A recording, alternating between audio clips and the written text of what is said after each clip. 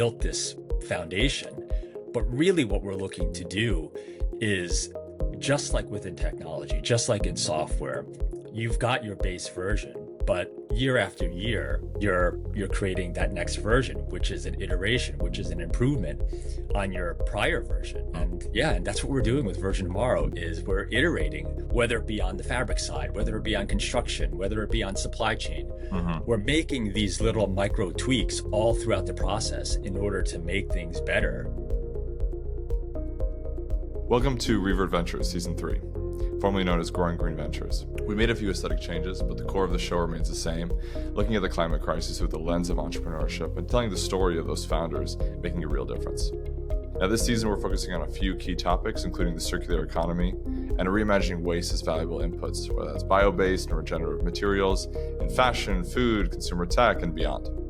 Today, I get to speak with Alan Mak, the founder of Version Tomorrow, a production platform company that enables brands and creators to create high-quality, environmentally responsible apparel using their own innovative and custom organic and recycled cotton fabrication. Alan Mak is also the managing director of the fashion brand Public School NYC. In this episode, we go from his time working in finance and tech to joining his family business and creating and launching women's contemporary brands, then finally joining Public School and eventually Version Tomorrow.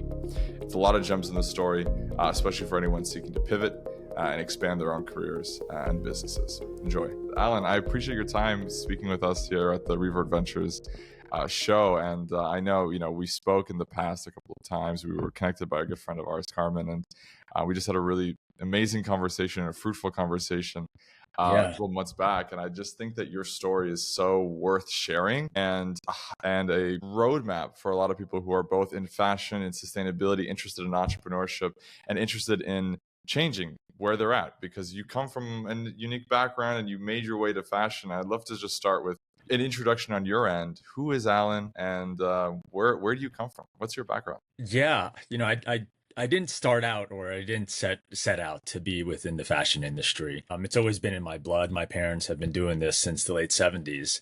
And, I grew up in the industry, but I never really thought that I'd actually be in the industry. Funny enough, when I was in high school, really all I wanted to be was a fashion photographer. Bear in mind, this is like pre-Instagram, pre-internet. This is in the early and mid 90s.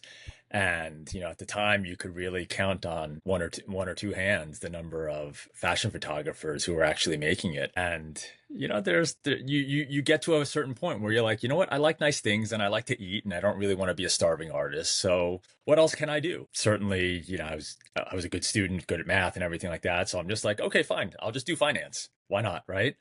So really just set forth, in college, just gearing myself up towards a career in finance. And that's what I started out doing. I started out doing equities research, covering the retail sector and the, sort of the emerging e-commerce sector. Keep in mind, this is late 90s, before the dot-com bubble burst. But this was the time when, companies like Amazon and eBay were becoming publicly traded companies, and, regular sort of traditional retail brands didn't have their own e-commerce presences. And it was this really novel thing. Fortunately for me, being one of the younger guys within the company, I asked, well, can I start covering some of these e-commerce companies? Because at the end of the day, they are retail, right? And I was covering the retail sector. So they were like, oh, all right, cool. Like, you're the young guy, you understand the internet, so you go ahead and cover those companies. And that's what I did. And it was fun and it was great and everything like that. But sort of deep down, even, ever since I was a little kid, I've always been into technology, always been sort of a geek at heart, and always wanted to get closer and closer to technology. But I never wanted to leave New York. And in the late 90s, if you wanted to be in technology, you had to be in the Bay Area. You really couldn't be in New York. I guess you could be in New York, but you weren't going to find anything. So yeah, it was nice to be able to cover the e-commerce companies. And fortunately for me, sort of made a name for myself doing that, and started getting, a lot of interest from different recruiters and headhunters and stuff like that. And ultimately got recruited to go work at a West Coast based technology-focused investment bank doing equities research still, but within their New York office. So I was able to cover technology companies while staying in New York. So it was almost like a dream come true type of scenario. And, did that for a while. And then this headhunter called me up saying, hey, we really want you to meet with this software company, this enterprise software company. They're based here in New York. Do you have any interest? And I was like, well, hell yeah. I mean, this is being able to work directly in technology while being here in New York. This is even more of a dream come true. So I did it, and it was really fun, and it was really amazing. And we were, basically, what our company did was we powered a lot of B2B as well as B2C e-commerce companies, and we were that technology platform. And back then there was no Shopify, so there were folks like us. And what was interesting with that was, Shopify has done amazing things in terms of being able to democratize e-commerce. Our company at the time, our minimum engagement size was like $1.5 million, $2 million, and that was just for the software side of things, right? So it was really relegated to really big companies and not smaller type of companies. But in addition to actually the software layer, these companies still had to buy their own hardware, hire their own systems integrators to be able to integrate our software to their backend systems and get everything all set up. So you can imagine it was expensive, it was complicated, and generally speaking, they were multi-year long engagements. And what was really great during that time doing this was the first time that I had actually ever been exposed to a product cycle. Ever since I graduated college up until this point, my product was always information. And doing equities research, your product is just information. And really what it is it's meeting with companies, updating your financial models, and writing research reports. And we would do this every single quarter, and it would just be rinse and repeat, right? So it's like you read the back of the shampoo bottle and it's like rinse and repeat. Well, that's kind of what it was. And while it was exciting doing that, it just wasn't ultimately satisfying for me. And when I was at the software company, to just be exposed to a product cycle, to actually go from having nothing and prototyping and building, marketing, selling, and actually launching product.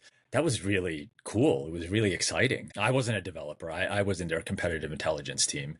So that was a really cool and unique experience. But still, I was very close with the product team and actually building out that product cycle and speccing out what the product would actually look like.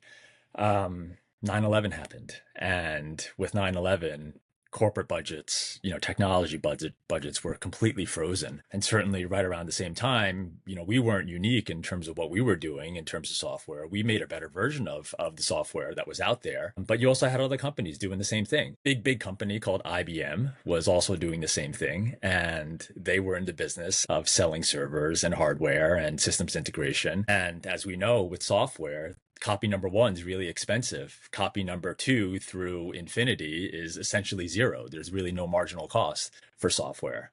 So at that point, IBM was giving away their software for free because they were just trying to sell hardware and services. We, as an independent software company, we couldn't give our software away for free. So we were essentially competing against free. And every single day, if you're trying to compete against free, you ultimately cannot compete. So we went from having about 400 people here, as a company, down to like 3 rounds of layoffs. And, I was one of the last men standing. And it was, I guess, from an ego perspective, it was cool to be one of the last guys standing. From a financial perspective. Yeah, from a financial perspective, it was terrible because what that meant was everyone who got laid off, they got severance. When it came time for me, I was just there because of my finance background. So I was helping them try to position the company for a sale. But when it came time for me to be let go, there was no severance because there was no cash. So here I was, and walked out of the building, and my one souvenir from that company was I took with me one of the balls from the pool table. So I still have this ball that I took. So I'm not going to mention the company name in case anyone ever tries to come after me for this pool ball that I ended up stealing.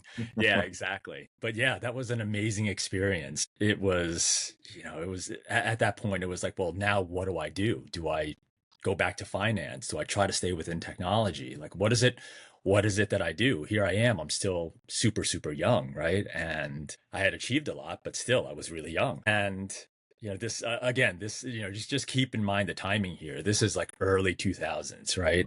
There was no high-speed internet at my house. So what I did was I went into my parents' office to utilize their high-speed internet to send out resumes and cover letters and stuff like that. this is pre-LinkedIn, and it was really manual of a process. And in some cases, it was actually sending out faxes of cover letters and resumes to different companies to try to figure out what was next. But, I'm sitting in my parents' office, and every now and again, I take a break and just sort of poke around and ask, hey, I need a little break. How can I help? What can I do? And really just sort of got re-immersed into the industry. Granted, when I was younger during high school, I would come in and help out at the office and stuff like that, but never really thought about it. Mhm. But during this transition time, it was really thinking, well, gosh, I kind of like this product cycle thing, and what other industry has such a fast and amazing product cycle, right? And I just started leaning into it, and I was Alan, like, can I well, just maybe I pause do right this. there? What Yeah. was what is the business your parents were in? What type of office space was this? Yeah, so this is, my parents have been in the industry, in the fashion industry since the 70s. Hmm. They started out doing, acting as an agency for different companies, American-based companies who were looking to move some of their production overseas. Hmm. So when my parents started production at that time, there was a lot of apparel production done in Hong Kong. So, that was sort of the initial start of it. And yeah, I mean, my parents, they've been doing this for a very long time. They've produced, all over the world, whether it be in Hong Kong and China, Korea, and they used to do a lot of production here in New York in the garment center. So when I was in high school, I used to come into the office and help out, and I would be one of those folks running racks up and down 7th and 8th Avenue. Hmm. So, I've sort of seen this industry from, from a very early age, and I've really seen it change a lot. Whether it be domestic production or overseas production. Yeah, they've had they started out acting as an agency, serving as an agency, and they over the years they've had their own brands. They've done private label production for other bigger brands, but always sort of on the high end of fashion. So I've always stuck with being in the high end of fashion. But yeah, during this transition period, it was, just helping them out and just thinking, well, maybe I should come into this business because it's kind of cool, because I like this whole entire product cycle thing. Talked to my parents about it, and they're like, absolutely not. You're not doing this. You're not coming into this business. But I am my own person, and when I want to do something, I decide to do it. And ultimately I did it. I took the leap and just started helping them out. And at the end of the day, like, for myself, I wanted to carve out something different and something of my own. So I started taking on my own clients, helping them with production, mostly, higher end advanced contemporary brands, as well as higher end department stores like Saks and Barney's, Anthropologie, those types of stores, mostly within women's contemporary. And then I also had my own brands at the time, also women's contemporary brands. And we were selling to really amazing stores like, Shopbop, Revolve, Barney's at the time, doing things with Bloomingdale's and Saks. So it's always, everything that I've always done has always been at that higher end of fashion. Yeah, and this is also a Not, period when those types of retailers were at their peak. You know. yeah, exactly, right. And that's it. They were at their peak. This was, back when my brands were working with Shopbop. Shopbop is now owned by Amazon. Hmm. But Shopbop started out as a brick and mortar store in Madison, Wisconsin, and they grew into this massive, massive company. But when my brands were on Shopbop, if you were to go to their brand list page on their website, you could kind of see their portfolio of brands without even scrolling on the screen. It was that small, Mm. right? And we grew alongside with them and built a really amazing business with my two women's brands. And it was fun. It was a great time.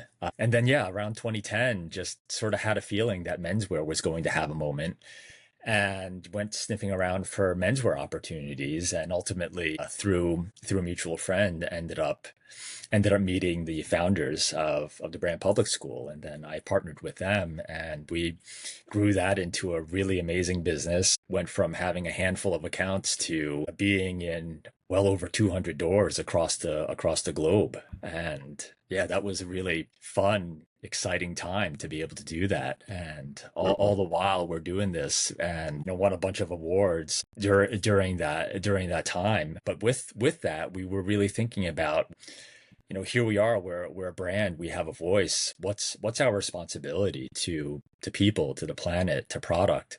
Yeah, that was sort of the start of the thoughts of what I do now with Version Tomorrow, where with Public School, at the end of the day, our brand is rooted in streetwear, and just like other streetwear brands that have been out there throughout existence, we use blanks just like other streetwear brands, right? Hmm. And at the time, it was, well, how do we make a better blank for ourselves? How do we make a better hoodie? How do we make a better blank t-shirt for us to use? And right around the time that we were thinking about that, we were really fortunate that CFDA, who's always been an amazing supporter of us, of me, of everything that I've done, they invited us to be a part of this thing called the CLFI. And what that was, it was a program where five different American designers are chosen to either carve out a portion of their business or start something new that was centered around environmental or social responsibility. The program was underwritten by Lexus, the automotive company, in conjunction with CFDA. And, us, along with four other designers, were a part of this cohort. And it was about a year-long cohort. And just like other things that CFDA does, it was also a competition. And there were two parts. There was this sort of intermediary micro challenge, and then there was the macro challenge, which was like the finale. I don't know about you, but if I'm ever part of a competition, my goal is to win the damn thing. Yeah.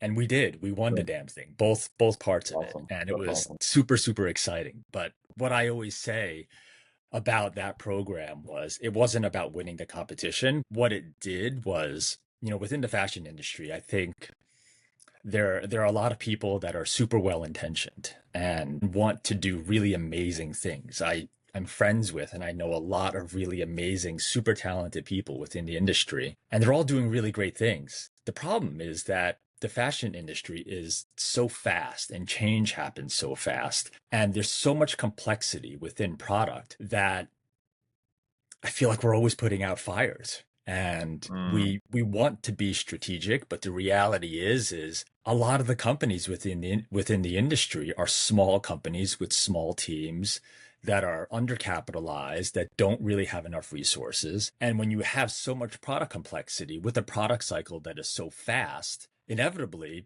you're putting out a bunch of fires because building product is really hard. Supply chain is really hard. Materials, fit, all of this stuff is really hard.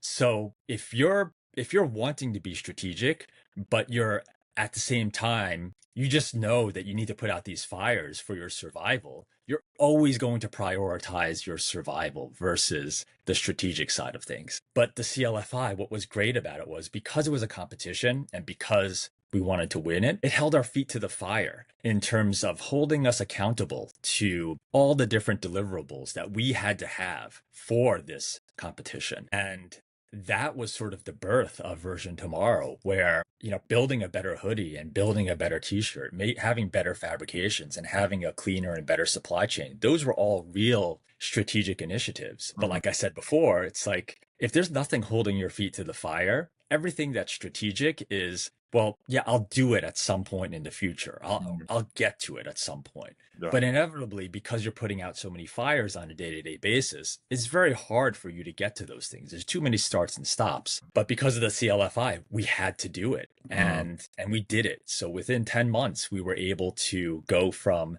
this idea of making a fabrication from recycled cotton to actually having prototypes and having samples made for the macro challenge. And we were able to walk in the room, in front of these judges with actual product, with samples in hand. And it was a big lift, but at the same time, it was a massive achievement. And, in all honesty, that initial product wasn't very good, but that's the beauty of what we're doing with Version Tomorrow now is we're of the mindset that we're iterating, right? And that's part of where the name Version Tomorrow comes from. It comes from back in my days within technology and within software. When we think about software having versions, where you've got your beta versions or your alpha versions, your beta versions, and you go on to version 1, version 2, so on and so forth. So the idea behind Version Tomorrow is, here we are, we've built this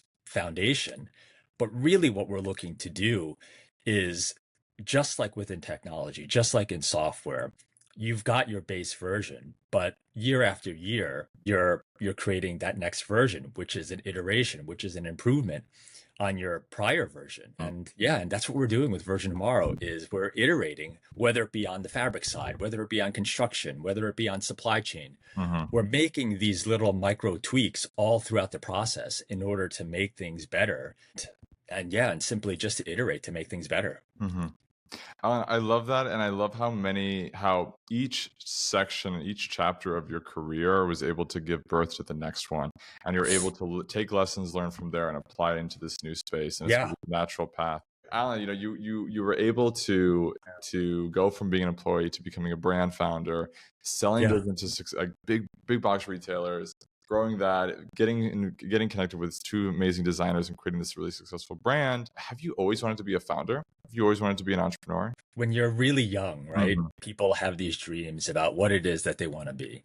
And when you're 5 years old, usually it's like, I want to be a policeman, I want to be a fireman type of a thing. I never dreamed of doing that. I always knew that I didn't want to be a doctor because I hate the sight of blood, but I never really knew like what it was that I wanted to be, or it was just, I don't know. I guess I just didn't really think about it that much. But I grew up in a family where my parents were entrepreneurs and they were business owners. So I kind of always felt that that was in my blood and it was always something that I would do. But I didn't really give it a whole lot of thought when I was in college because I was just thinking about being a finance guy, Mm-hmm. right? And while I was in college, it a lot of my friends, it was either like folks who are studying to become doctors or attorneys or management consultants or investment bankers, and that's sort of what it was. And that was sort of my thought was, oh, I'll just be an investment banker or I'll Mm-hmm. be a management consultant because sounds interesting. But yeah, really didn't really think about being a founder. And in a sense, I've always been entrepreneurial because of my parents, Mm-hmm. and I've always been immersed in that environment. But yeah, I didn't really think about it in that type of way when I was Yeah. younger. Yeah. I think that experience is quite freeing. I think a lot of people, I'll speak for maybe more my generation. I think a lot of people who grow up with these big aspirations and dreams, they put this big weight on themselves to perform or to get Yeah. to that point when there's not maybe a slight disconnect, or if they're not achieving X, Y, and Z, then they start to have a lot of internal questions and turmoil, and it can create a lot of anxiety within them. But not having that sort of, I need to be an entrepreneur and this broad romanticized sense of what entrepreneurship is, it allows you to sort of move freely without that external that pressure that you put on yourself. So I feel Yeah, definitely. yeah. Definitely. At the same time, I also think that this has a lot to do with the environment that I grew up in Mm, and just culturally being Chinese and being a child of immigrants. Where I grew up, it's predominantly white. And for me, when I was younger, I always had this bit of an identity crisis as to like, what group do I belong in? Who am I? Right? I will say it's like when you look at me, I'm obviously Chinese. I'm obviously not white, right? But because I grew up in a white area, I think a lot of my sensibilities lean that way. But that said, it's like there were also a subset of Asian folks within our community mm-hmm. growing up, but a lot of those folks were new immigrants. So here I am. It's like I look like them, but my sensibilities are really different from theirs. Mm, So we don't really have that alignment, right? At the same time, it's like my sensibilities align with these white kids, but I don't look like them. And culturally, there's certain things that, even though we grew up going to the same school, in the same neighborhood and stuff like that, because of our parents, because of everything that goes on within our own homes, there's just underlying differences that you can't really overcome or explain, right? So yeah, I was always caught in this sort of limbo land yeah. of not really knowing like where I belonged. And I think because of that, I didn't necessarily have that defined dream of what it was that I wanted to be, because it Mm-hmm. was just trying to figure out at that time like what my identity is. And that said, it's like being Asian during that time, I will say it's like there weren't very many models or examples of like who or what I could aspire to be, right? Certainly Mm-hmm. it's like I had my parents' friends. They had a lot of friends who were doctors. But like I said, I don't like the sight of blood. So there's zero chance I was becoming a doctor. So like what were the other models, right? Sure. Yeah, and I think now that I'm older and I'm more cognizant of all this and I'm able to reflect back to my younger days. Yeah, it's really that and this whole entire idea of having models or heroes, right? It's something that I'm actually really passionate about these days. And I work with a lot of, whether they be Asian Americans or whether they be like other folks who don't have these pre-built advantages. It's trying to help other people understand like who are their models, who are their heroes. And for me, not necessarily, being smarter or anything like that. I'm just Mhm. older than some of these people, so I've just had more experience. Just trying to get people to see that. Yeah. Yeah. No, it makes sense. Well, I mean, this is why you're on the show, because you are a model for not just Asian Americans, but anyone who aspires to do anything, because your story is applicable to so many, let's say, Yeah. lived experiences. As a half first gen myself, I also really resonate with that, what you said about just where you fit in, sensibilities and things of that nature. Would you say that you grew up, would you say that you're a risk averse person? You know what? I will say that I'm more risk averse than I should be. That said, I don't consider myself to be a risk averse person. And what I mean by Like, that can you elaborate? is, yeah, what I mean by that is being a child of immigrants, especially Chinese immigrants. I Mhm. think that there's a scarcity mindset that was ingrained into my parents, right? Where my parents didn't grow up with money. And when you have parents who didn't grow up with money, they inevitably developed a scarcity mindset where it was like, how do we save, or how do we save more? How do we do things in a way that are less money intensive? Right. And I was having a conversation with a friend about this just yesterday. And I said to her, you can't save your way to massive revenue. Just can't do it. Right. And when I was doing equities research, part of my investment thesis going into it was I believe in companies that are obsessive about growing their revenues, because when you grow your top line or if you're able to grow your top line in a very big and massive way, everything else that's in the middle, all of your operating expenses, all of your capex, you can figure that stuff out as long as your top line is growing. But if you can't figure out how to grow your top line, if you can't figure out how to grow revenue, there's only so much fat that you can cut out Hmm. within your business. There's only so much that you can save or be frugal, Hmm. because there's a limit to that. Yeah. There are certain costs and they are what they are. Mm. And you can pinch every single penny, but eventually you run out of pennies, right? You can't And save if your way to you're a million. Yeah. you can't save your way Hmm. into building a big business. So yeah, I think that, and when I say that I'm more risk averse than I should be, it's that, right? Where it's like I still have this portion of me that has this scarcity mindset. And I work really hard and I think about it a lot on a daily basis to break out of that, because yeah, I mean, culturally, it's just ingrained into me, Totally. right? But it's this constant struggle and fight on a daily basis to try to Yeah. break out of that. Yeah. Do you think that to be a successful entrepreneur, you need to be risk tolerant? Yeah, I do. I do. I really do think so, because, I say this all the time. One of the beautiful things about being in the United States is we have the ability to declare bankruptcy without any major repercussions to who you are. In other parts of the world, declaring bankruptcy and having that type of failure is a really harmful thing, right? We think about we hear about these stories where corporate leaders fail in other parts of the world and they end up committing suicide because of the shame, because of the loss of face. And all of this extends beyond just that person. It extends like to the family. Here in America, we think about technology companies, right? How many technology companies that are out there where it's like you hear about them and they failed one time, two times, five times, 10 times.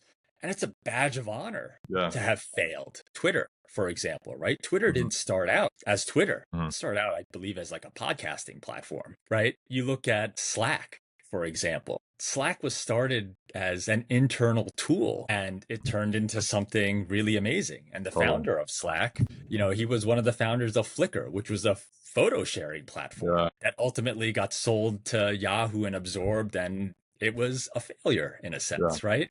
So yeah, that's the amazing thing. And yeah, I do think that you need to be risk averse. You've got to be able to dream really big. Mm, And in order to dream big, I do believe that you have to be risk tolerant because again, it's like, yeah, you can't penny pinch totally. to success. Yeah. Alan, to that point, you mentioned something earlier that I completely agree with, which, I'll summarize as a quote that I've heard from other entrepreneurs, like all problems are solved by sales.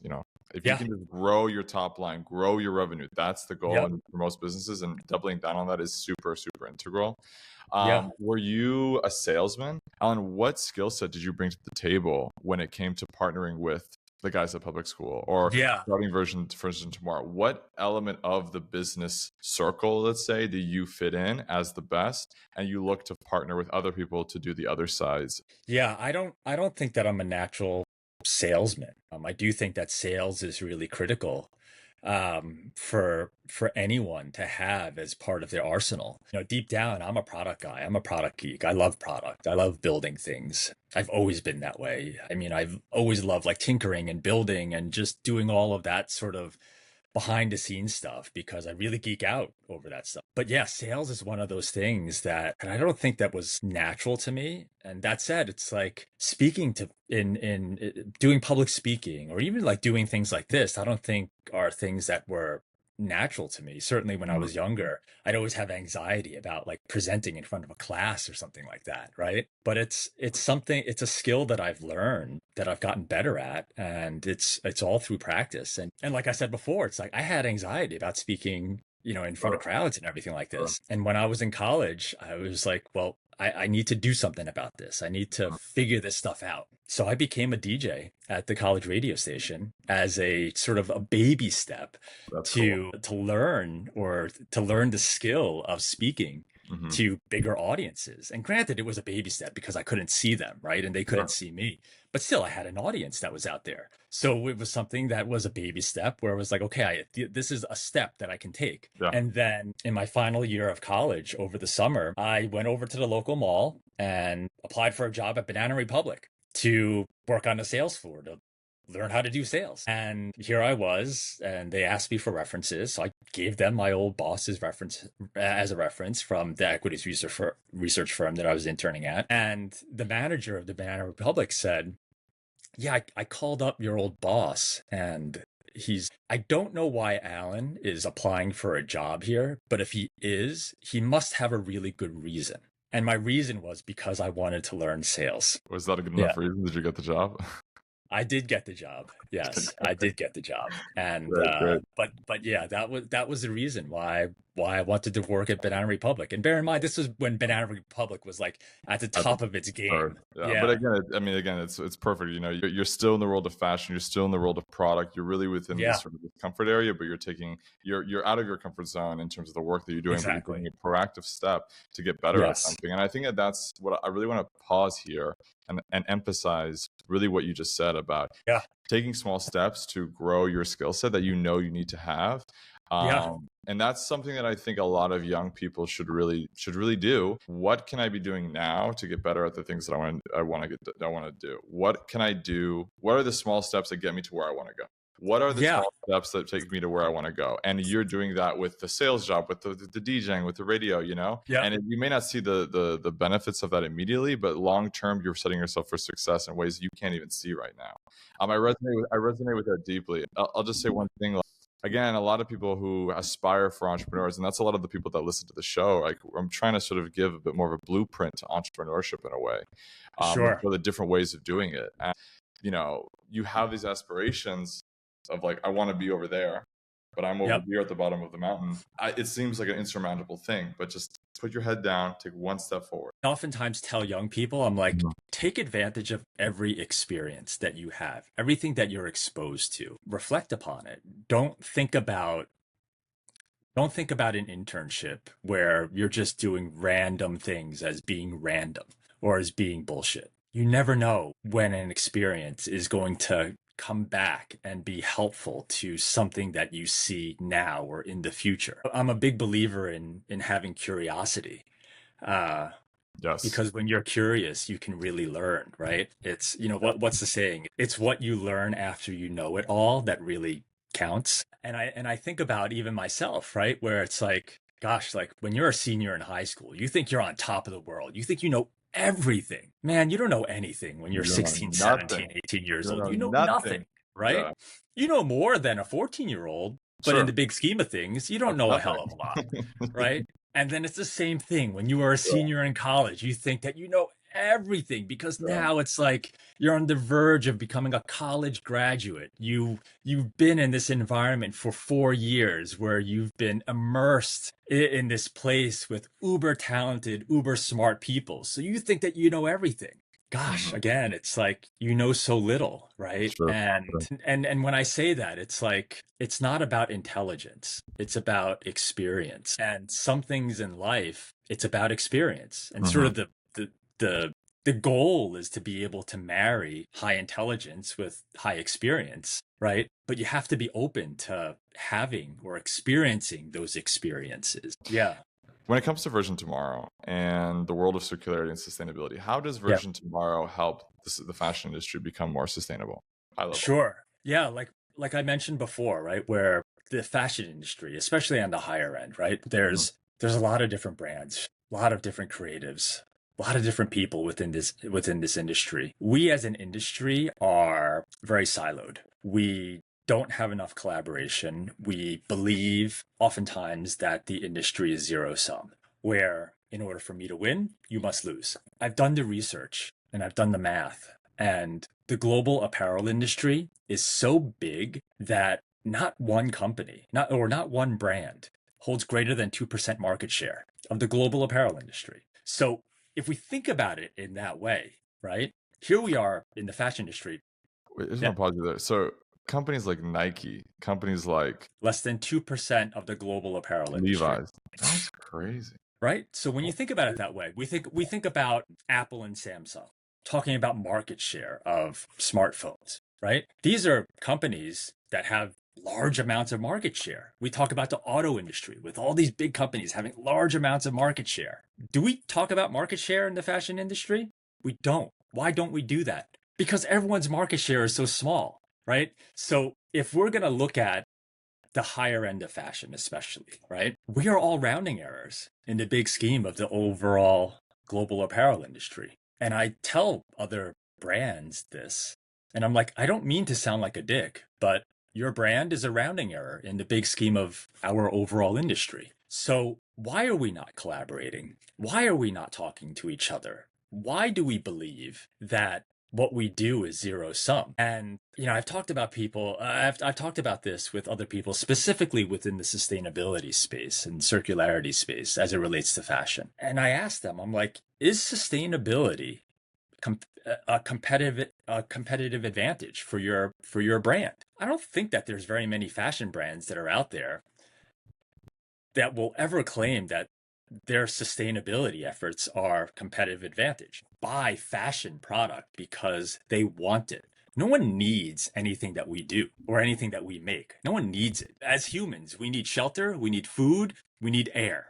Beautiful clothing is not a need. It's a want, right? So, and most fashion brands and most fashion designers that I know, people are buying their product because of the design. They're not buying it because something is more sustainably made versus another brand. So yeah, I'm a big believer that we need to start collaborating with Mhm, all this stuff. And I guess the question is like, how do we do it? Yeah. mhm. For our audience, can you elaborate on the importance of material selection, and specifically when it comes to blanks, which is what Version Tomorrow really specializes in? Why focus on blanks rather than, let's say, some of these other Yeah. material focused companies? When in building Version Tomorrow, the initial idea was how do we make a better blank, for ourselves. And when I think about that, right, it's like what is a material that is widely used within the industry, specifically within the blanks realm, right? And in building Version Tomorrow, the idea was, well, we want to be able to make a fabrication that is a mono material so that it can be easily recycled using scalable existing means. And really what it came to was cotton is one of those fabrications that checked a lot of those boxes. So Version Tomorrow is built using recycled cotton. We started out using recycled cotton and blending it with organic cotton so that ultimately it's a mono material. So that's fully cotton. These days now we've developed other fabrications that are 100% recycled cotton. And really the trick behind all of this stuff was there are other companies that are using recycled cotton, whether they be, mixed with organic cotton or conventional cotton or BCI cotton. There's other companies that are doing things or synthetics. And we can go back to why we didn't do that. Sure. And there's other companies that are doing things with 100% recycled cotton. The trick for us in terms of what we've done is we know when people think about sustainable product, the question is, what are the compromises? Is it going to be itchy? Is it going to be scratchy? Is it going to, not be comfortable when you're wearing it? Whenever I tell people about Version Tomorrow, it's okay, cool, nice, great, love what you've done. When they see the product, when they touch it, when they feel it, when they hold it in their hand, that's when they say, okay, I get it. This is really different. This is something that's really special. And the reason why it's really special is because there are no compromises. If you were to feel our product, if I didn't tell you there was recycled content in there, you wouldn't know. And when we think about sustainable product versus, regular conventional product, the goal is to be able to move product to a point where it is more sustainable or it is better for the environment, it's better for people. But inevitably, when we think about these things, it's like, what are the compromises, right? And that's going to hold people back. So it was our goal to make that product at a level of quality where people didn't have to think about those compromises so that they could just buy into our mission and buy into our product because they immediately knew that there were no compromises. For us, when we think about the idea of blanks, the reason why we started out doing blanks was because it was something for ourselves. And one of the things that I thought was, if we were to do this strictly for ourselves, we create no impact. Because again, tiny market share. Yeah. We as independent fashion brands, we are rounding errors in the big scheme of things. So the idea was, we need to make Version Tomorrow into a brand agnostic platform so that brands, creators of any kind can utilize the materials innovation that we've done, utilize the supply chain innovation that we've done, so that they can apply all of this stuff to their brands and their companies. We started out as blanks, and pretty quickly we had people asking or saying, well, we love what you've done on the materials innovation side, love what you've done on the supply chain innovation side, but can you make our styles utilizing everything that you've done? Well, like I said before, it's like, I've been doing this for over 20 years. I started out in women's contemporary. Women's contemporary is really hard. It's just a really damn hard business. I started out making silk chiffon dresses on the bias. That's hard stuff. These days now, it's like, the hard part was figuring out the supply chain. It was figuring out the materials and the fabrications and getting them to a point where there were no compromises.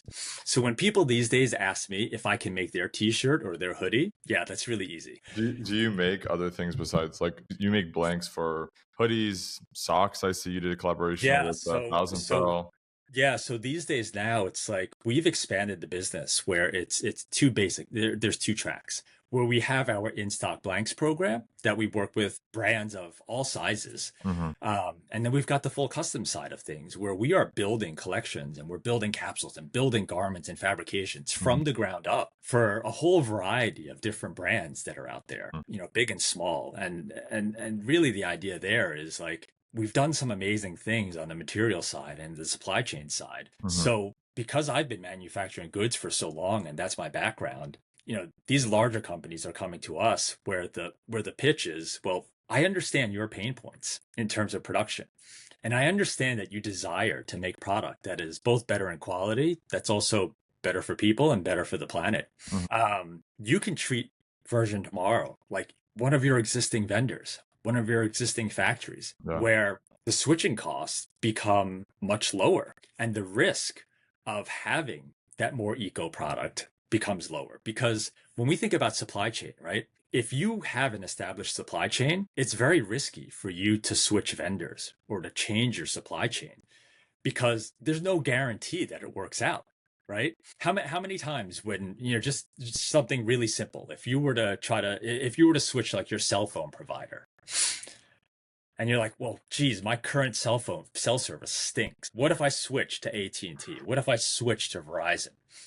Thinking that the grass is greener. Well, it isn't always greener. And sometimes you make that switch and you're stuck, even though it stinks even worse than your existing cell service. Well, think about if you're a big fashion brand and you're dealing with a lot of garments. For you to switch or change your supply chain is really risky. So I think oftentimes with these companies, they don't want to switch, even though they know that it would be better from an eco perspective, from a planet perspective, to make these changes or to try to implement more sustainable practices. They don't do it because it's hard, it's expensive, and it's Yeah. risky. Yeah. You talk about lower impact supply chains. Can you elaborate Yeah. on what your supply chain looks like? Where do you source your recycled cotton from? Where do you manufacture? Where do you grow Yeah. your organic cotton? Yep. Yeah. So for us, our supply chain is primarily located in China, where the recycled cotton comes from there. We use organic cotton from India. And part of the reason why we do things over in China is because there is just so much more advancement from a technology and a machinery and skill set perspective. In building Virgin Tomorrow, the initial goal was to do this here in North America or here in the United States. Couldn't do it. Tried to. Couldn't do it. Wasn't getting the level of quality that I wanted, both on a fabrication side as well as an overall workmanship side. And the idea of having our supply chain over in China is not because of cost. It's the cost of making things in China is not cheap anymore. It was back in the 90s. It's not anymore. The reason why we do things over in China is because it's just a better product. The techniques are more advanced. The machinery is just more energy efficient. The processes Yeah. are more water efficient. It's just better. I would Yeah. imagine, especially if you're focusing on like the more premium and luxury sector, that hand Yeah. feel, that quality requires certain types of processing that Yes. is hard to do elsewhere. When you think Yeah. about recycled products, I think a lot of the times the hand feel is just not there. The Yes. stretch, the feeling, the cut, the drape, everything. But you really need high tech machines and know how to make it adequate for that sector. Yes. And so I Yeah. think to that point, China absolutely can Yeah, that's provide for exactly it. that. And, Yeah. and and if you talk to people within the fashion industry, especially at the high end, they'll tell you that doing things over in China, you just get a better quality product. And when I say quality, what I mean by that is like I mean objective quality. And what I mean by objective quality is like version number 1 and version number 100 and 1,000 and so on and so forth. They have to be the same, right? That's objective quality. That's about manufacturing Mm. tolerances being small, right? That said, it's like doing things in the US, there's a certain level of romance that comes with making things Made in in the US. America, locally Yeah. sourced. Yeah, of course. Yeah, it's like making things in certain places where it's really beautiful and there's a lot of romance. But when I think about objective quality, we just don't get that same level of Mhm. objective quality here. Yeah, Yeah, so it's it's not a a lot. It's knock a on lot. made in USA. It's No, just for different. sure. I, Yeah. I think, I just, when it comes to made in the USA, of course, one of the main things besides the benefit of local economic stimulus, let's say, is reduced emissions of supply chains. And when you have a globalized supply chain, there's a lot of variables there that actually, have negative externalities. Sure. And this sort of fragmented supply chain and whatnot. But when it comes to quality of manufacturing, consistency of manufacturing, and also options and choices, China's unbeatable Yes. in this regard. Yeah. Um, So even thinking about logistics and supply chain, if I were to ask you which has a lower carbon impact, shipping goods via ocean to New York or shipping goods from LA to New York by truck, what would you say? okay. I know you know where I'm going. Let me just answer that and hope I'm right. If not, I'm right. If not, I'm editing this out. The per unit environmental cost when you ship something from China to the United States via ship is lower Yeah. than if you take a truck or a plane within the United States. But that being said, it's because of the scale, and you're Yeah. shipping hundreds of thousands of products on one ship versus Yeah. thousands of products on a truck. Yeah. Yeah. Is that correct? Right. Yeah, absolutely. So yeah, shipping things via ocean is a lower CO2 footprint than Per shipping things by product. truck from Per LA. product. Yeah. Per product. Yeah. Per product. Yeah. Yeah. But that's a really amazing thing, right? Because I think we've been told that keeping things within the United States has a lower carbon impact?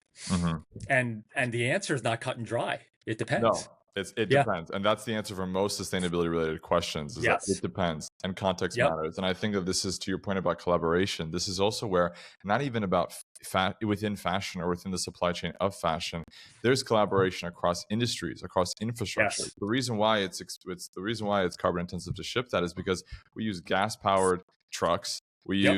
We don't have, and we're not putting enough effort into sustainable aviation fuel. So like planes are Yep. actually made carbon intensive. And we have no rail system And here we in have the the United worst States. rail system in the Western Yep. world. It's an embarrassment. Yes. And so the infrastructure of the United States isn't conducive for Exactly. a lower environmental thing.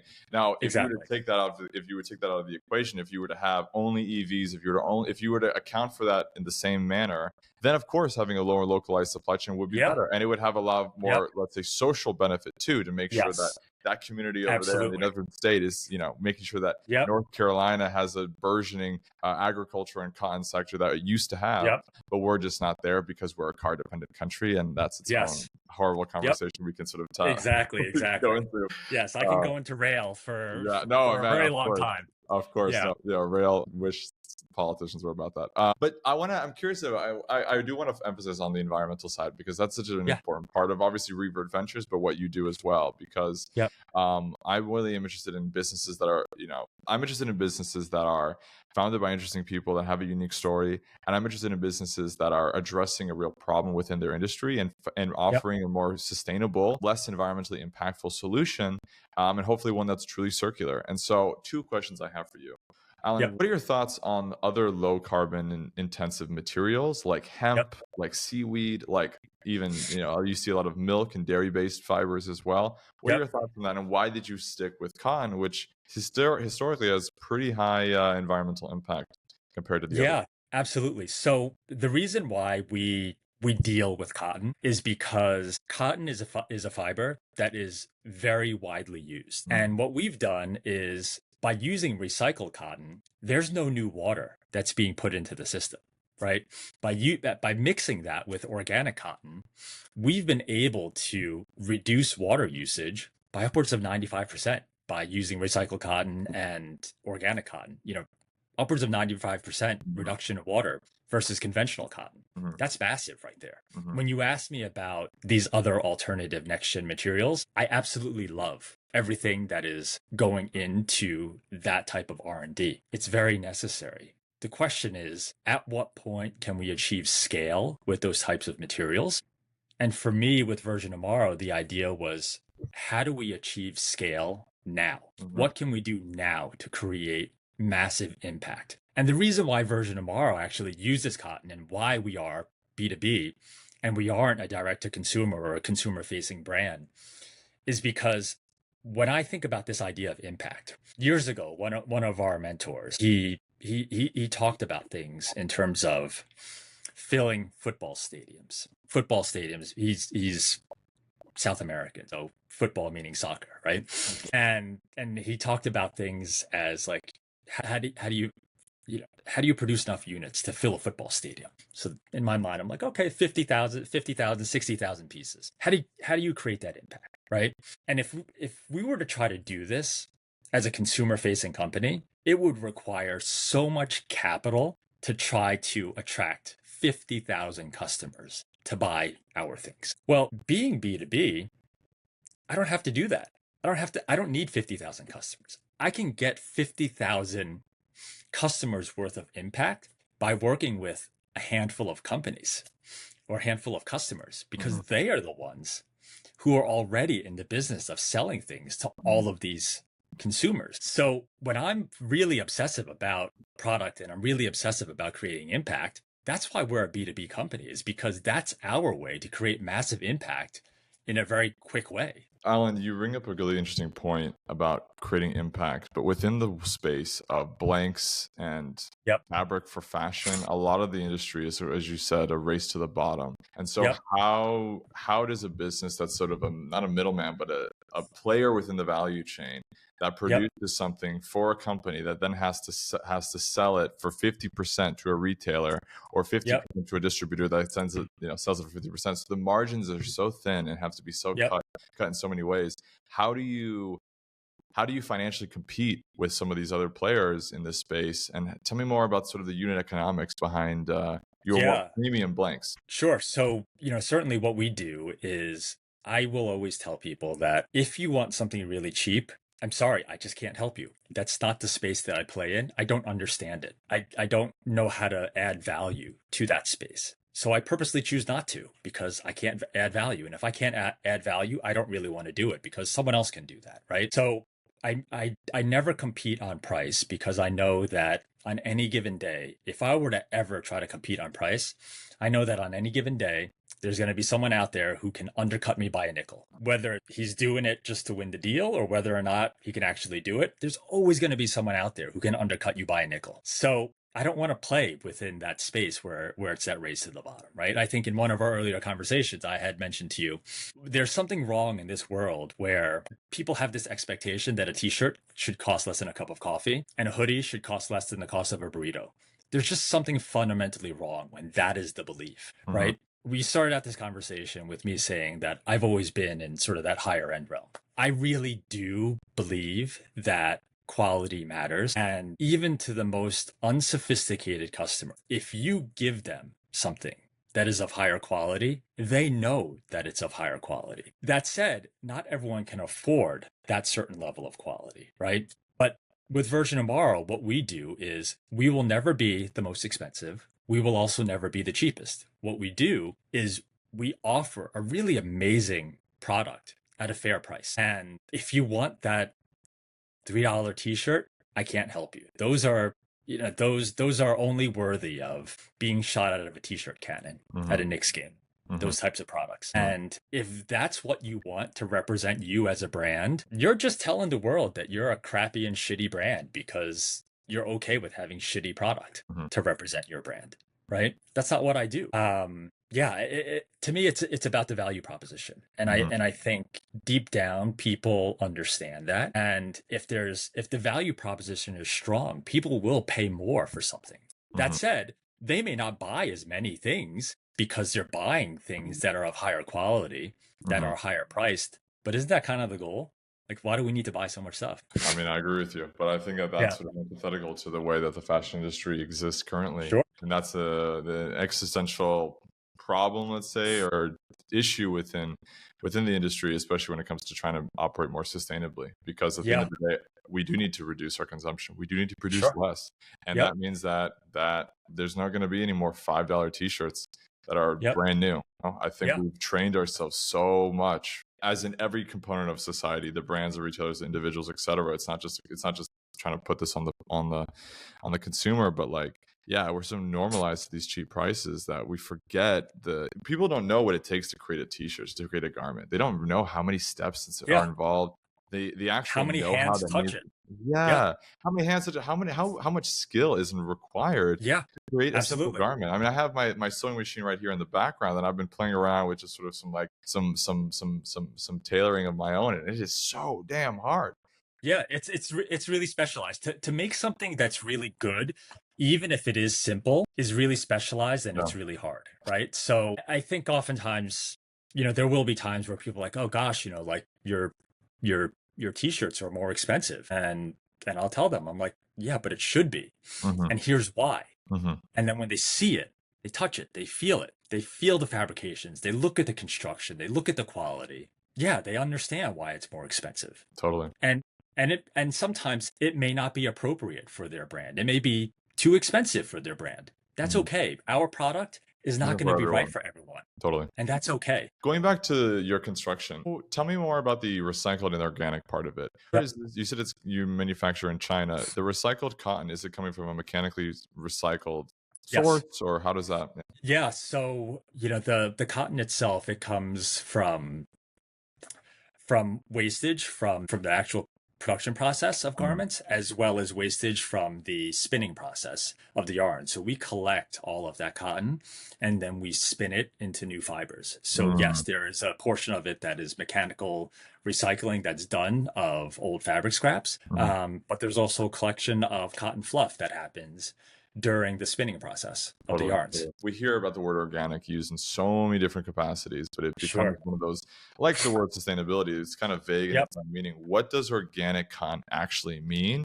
Yeah, so for us, like both our recycled content and our organic content is fully certified. And the reason why we do that is because our customers care and we want our customers to care. So we've gone through the steps to use materials or to get certifications for our materials. But really the benefits of organic versus conventional cotton is, certainly you've got the water usage benefits, the reduction of water usage. But the amazing thing is like no artificial herbicides, pesticides, and those things are really important because these are ultimately garments that you are putting onto your skin, right? The people who are processing the cotton, the people who are in the factories, whether they be, spinning the yarns, knitting the fabrics, sewing the garments, all of these synthetic herbicides and pesticides that are going on to conventional cotton, that stays there. And every single hand that touches that garment, including your own when you are the final consumer, all of that stuff, all that nasty stuff that's there, that stays there, you're Mhm. being exposed to it. And every single person along the value chain that is touching it is being exposed to it, right? So why are we doing that?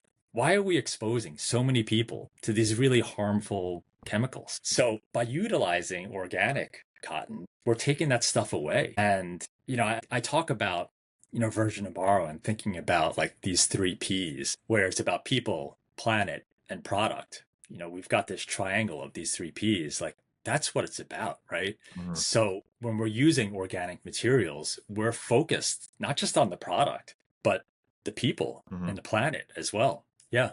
When I talk to players who in the supply chain who touch, both manufacturers and brands, et cetera, Yep. it's always important to think about the larger picture and your place within it and how you're supporting the people that are upstream and downstream of you in reducing their environmental impact. Far and after your product's gone through the brand that you're selling to and after it's Yep. gone through the retailer and it ends in the hands of the consumer, what's the ideal end of life solution for that garment? Yep. And what services or technologies excite you or you want to see more of? Yeah. I think, in building Virgin tomorrow, end of life was something that was really important. And that's why we are fully cotton. Because before we touched upon, recycled polyester, right? Mhm. Where there was a period of time, and probably still exists, but there was a period of time where you had these companies saying, well, gosh, we're a sustainable brand. We've diverted 40 plastic bottles from landfill, and we've done this amazing thing by blending it with organic cotton to make this eco hoodie. You didn't divert 40 bottles from landfill. You just delayed when it's going to landfill, right? You didn't create anything eco. What you've done is you've contaminated the plastic stream by putting cotton into it, and you've contaminated the cotton stream by putting plastic bottles into it. So really what you've done is you've just made something really horrible when if you were to just have left it in the plastic bottle stream, people would have been able to recycle it into plastic bottles and that would have been great. But you screwed it up by making it into a hoodie Mhm. that's made with organic cotton. So your end of life is landfill or incineration in that case, right? For us, our garments are fully cotton. We use cotton threads. So you can mechanically recycle our garments at end of life and make it into new fibers Mhm. and make it into new yarns to make new garments. They're biodegradable, our garments, right? But in thinking about end of life, there are a bunch of companies out there that have done really amazing work in terms of creating reverse logistics streams to gather up, to capture, and then ultimately to recycle garments. What we've done by making our garments fully cotton is that we've made it easy to be able to recycle these garments, right?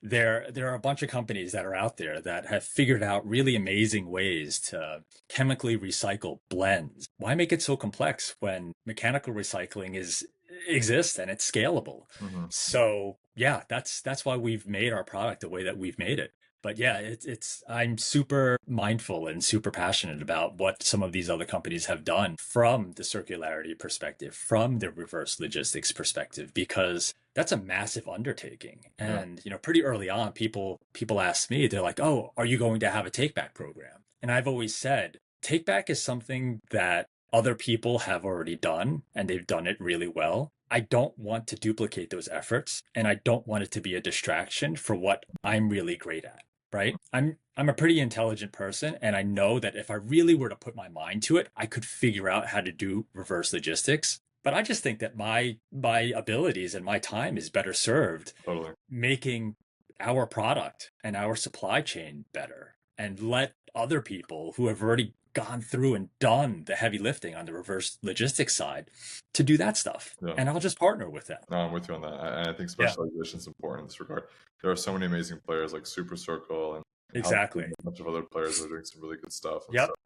Yeah, uh, Chloe and Stuart are awesome at Super yeah, Circle. yeah, they're Yeah. awesome. They are great.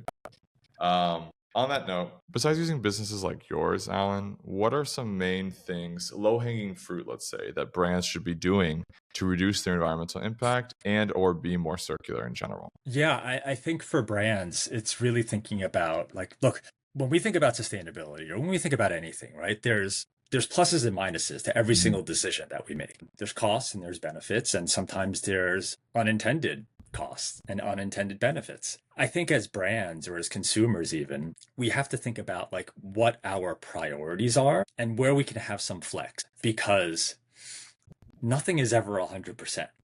And because nothing is ever 100%, if we are so dogmatic to say, I can only be 100%, really, really what that does is it just causes paralysis Mm, to a point where you're not able to make progress, right? And I'm decently good at math, but you kind of can't get to 100 without passing 10 or 15 or 20. So why not have progress or figure out how we can make progress and have incremental progress with the goal of potentially reaching 100, but let's take action to get to 10. mhm, Let's take action to get to 15 mhm, rather than just sitting there at 0, waiting and dreaming to figure out how we can get to 100 without passing 10 or 15. mhm. Right. So I think for companies, they really have to think about like what are the ways or what are they really great at and what are the ways that they can create impact. Mm, And sometimes it may have nothing to do with materials. It could be as something as it could be evaluating like what are you using to ship your product? Are you better off using a carton? Are you better off using a mailer, like a flat mailer? Like, what is it? Think about that, right? Because we think about, oh, some people may say, oh, well, I want to only use recycled cardboard boxes. Well, recycled cardboard boxes take up a whole lot of volume. And if you're shipping a t-shirt in a recycled cardboard box, gosh, you probably could have fit 5, 6, 7 yeah. t-shirts into this cardboard box. But what if you were to use a poly-based mailer, right? Yeah, it's plastic, but it takes up no space. And think about if you were to ship that t-shirt in a poly mailer versus a cardboard box, and you were to multiply that over hundreds of t-shirts, right? How much space in the UPS truck would it take up if you were to use a cardboard box versus using a poly mailer, right? And thinking about, well, how many of those cardboard boxes could fit in that UPS truck versus if it were in poly mailers, we think about that in terms of like, well, geez, like we've just reduced the number of UPS trucks that are needed to ship my products. And that had nothing to do with your materials. It was something that was sort of hidden or an afterthought or certainly something that shouldn't be an afterthought, but it is strategic to you, and it probably could have actually saved you money too, while also having that second benefit of being able to reduce carbon emissions because there's less UPS trucks on the road. Yeah. What does the future look like for you, both on a personal and professional level? Where does the next 5, 10 years look like for both Alan Mak as a business owner of Version Tomorrow and Public School? Gosh, on a professional level with Version Tomorrow, it's really thinking about like how do we continue to scale what it is that we're doing? How do we tell more people about what it is that we're doing? Because the goal is to create really massive impact. And I know, and I really do know this deep down, that when people see what it is that we're doing, when they see it, touch it, feel it, it clicks. It's very obvious. When Version Tomorrow was started, we had this very eco-centric type of a pitch. And one of the things that that I very quickly realized was a lot of people say they care about the eco stuff. They care about the planet. They say that they care about sustainability. People care, but you know what? No one pays more money for sustainable product. No one does. Some people might, but like realistically speaking, on the whole, people won't. People do pay more money for really amazing quality product. And the pitch for Virgin Tomorrow changed into one where it was quality first. Because at the end of the day, it's like that's always what it's been about, was about making really amazing quality product. And now it's like the sustainability stuff is the cherry on top, right? So here we are, we've got consumers who understand quality, who understand the value proposition. So it's just about telling more people about what it is that we're doing from a quality perspective. And then the side benefit, the bonus to them is that it's actually more eco as well. So yeah, I mean, next 5 years going forward, it's really pushing forward on that and just getting more people to know about what it is that we do. I love that. Well, I hope that this helps in that regard. I hope everyone can go check out Virgin Tomorrow online and in store, on social media channels that'll be linked down below. Absolutely. Alan, I appreciate you for your time. I appreciate you for your passion and your authenticity. I think what you're doing at Virgin Tomorrow is really, really cool. I hope more brands get on board with the platform. Excited to see what happens with Public School as well.